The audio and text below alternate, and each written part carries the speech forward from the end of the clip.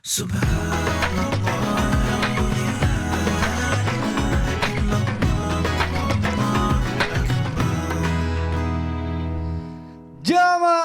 oh jamaah. Alhamdulillah. Alhamdulillah jamaah masih di Islam itu Indah dan hari ini kita sedang membahas tema sukses berdua menua bersama. Masya Allah tadi banyak banget ilmu yang kita dapatkan di segmen-segmen sebelumnya.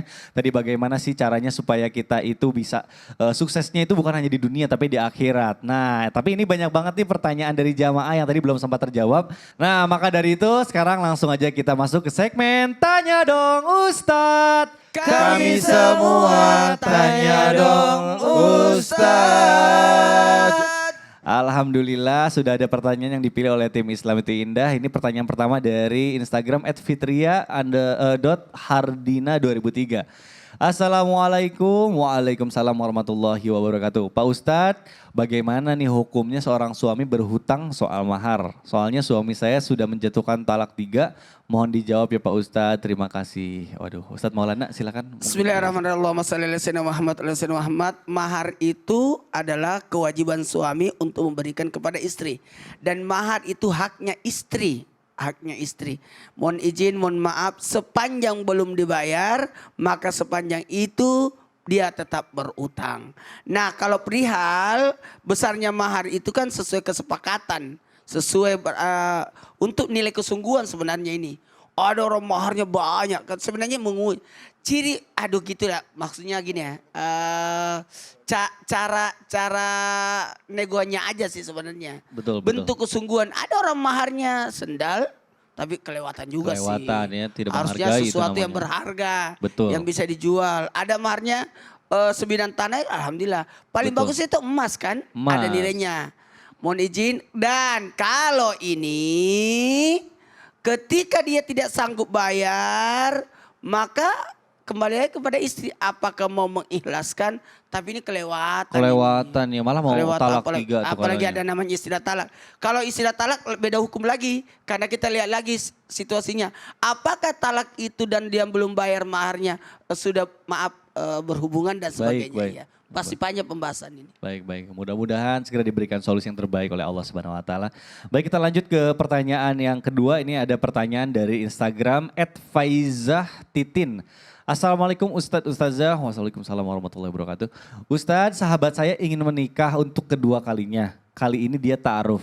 Apakah masa lalunya yang kelam si calon suami harus tahu semuanya? Atau dia nggak perlu membahasnya? Karena masa lalunya akan membawa dia pada trauma yang sangat. Mohon pencerahannya. Habib Usman, mohon dijawab, silakan. Bismillahirrahmanirrahim. Allahumma sholli ala sayyidina Muhammad wa ala ali sayyidina Muhammad. Kita harus memahami bahwasanya tidak boleh ya kan. Apabila menikah dengan siapapun jangan ceritakan masa lalunya ketika sebelum menikah. Tidak ada pertanyaan itu. Kalau misalkan ya kan dia bertanya sesudah menikah maka tidak perlu dijawab dan katakan masa lalu saya sudah saya kubur dalam-dalam. Jadi kalau sebelum nikah, saya mau menikah sama kamu nih. Yeah. Tapi kamu harus jujur dulu sama saya. Yeah. Nah ini boleh nih, ya kan? Ya boleh, baru dijelaskan. Tapi kalau misalkan udah nikah, udah ijab kabul, yang kemarin udah kemarin, selesai. Baik. Gak ada kewajiban, ya kan? Paham? Paham. Oh, alhamdulillah. Alhamdulillah. Nah apabila dia bertanya sudah menikah maka tidak perlu dijawab. Dan katakan masa lalu saya sudah saya kubur. Dan kita juga tidak perlu menanyakan masa lalunya. Kenapa? Sudah selesai, udah gak perlu dibalas lagi. Kenapa? Jadi masalah.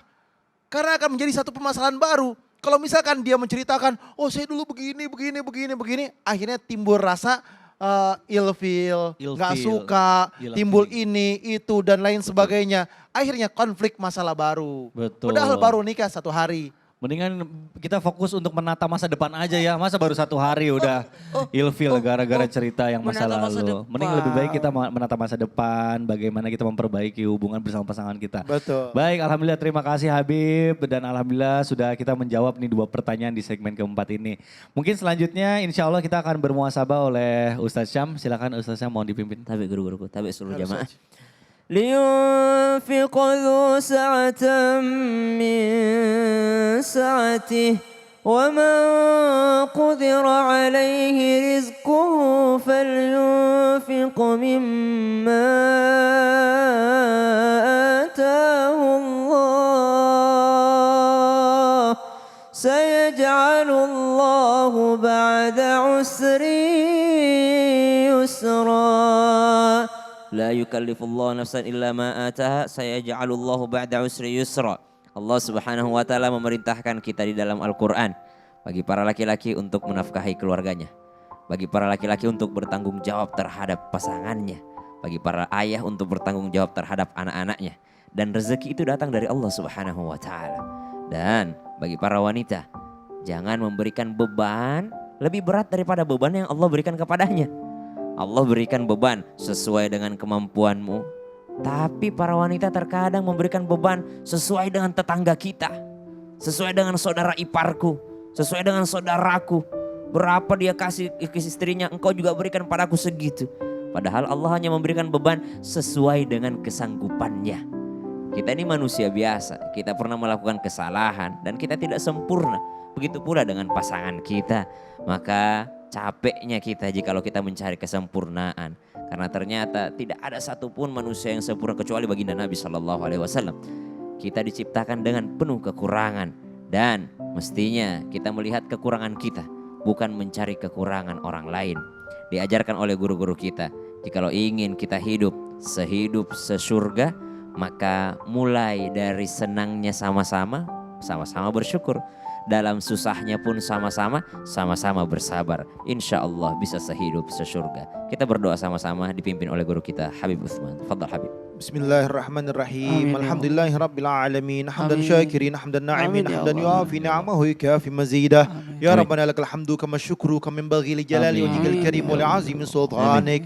Allahumma sabitna ya Allah bil iman, Amin. Allahumma sabitna ya Allah bil Islam, Amin. wa sabitna ya Allah bil ihsan, wa sabitna ya Allah bil tauhid wal istiqamah, wa sabitna ya Allah bil taqwa wal istiqamah. Amin. Ya Allah ya Tuhanku, kuatkanlah iman Islam dan takwa kami ya Amin. Allah. Amin, ya Allah, Ya Allah ya Tuhanku, penonton di rumah ya Allah yang belum dapat jodoh biar Allah berikan jodoh. Amin, ya Allah, Yang ya sudah Rabbal punya jodoh agar Allah panjangkan jodohnya. Amin, ya Sehidup Allah. sesurga ya Amin, Allah. ya Allah. Bahagia, sakinah, mawaddah warahmah ya Allah. Ya Rahman ya Rahim. Ya Allah ya Rahman ya Rahim. Berikanlah kami rizki yang berkah, Amin. yang halal, yang Amin. berkah, Amin, ya Allah. yang nikmat ya Allah, Amin, yang amin. penuh dengan keriduanmu ya Allah. Rabbana hab lana min azwajina wa dhurriyyatina qurrata a'yun waj'alna lil muttaqina imama. Rabbana taqabbal minna innaka antas samiul alim wa tub alaina innaka antat tawwabur rahim. Wa sallallahu ala sayyidina Muhammadin wa ala alihi wasallam walhamdulillahi rabbil alamin. Alhamdulillah, amin amin ya Allah ya Rabbal alamin.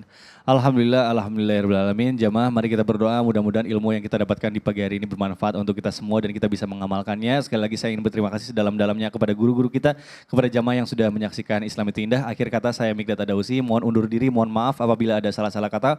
Wabillahi taufiq wal hidayah. Wassalamualaikum warahmatullahi wabarakatuh. Waalaikumsalam warahmatullahi wabarakatuh.